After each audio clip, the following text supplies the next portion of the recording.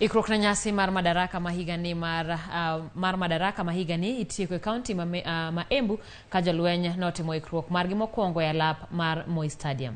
Jalup komanda mar KDF Medusa Brigadier Morris Mwende nowacho ni gibiro timo ikruok gi machielo tarik 19 kod 24 motelo ne nyasi no ma tarik 1 dwe manyien. Pau tuke no osebed ka ibero kendo dong' mana tamala par mondo tieke.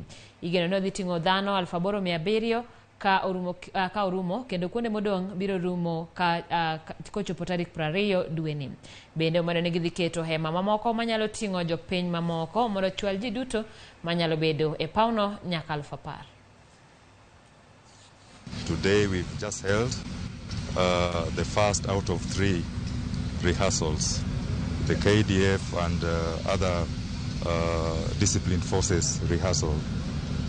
The next one will be staged on the 19th of this month, and the last one will be staged on the 24th.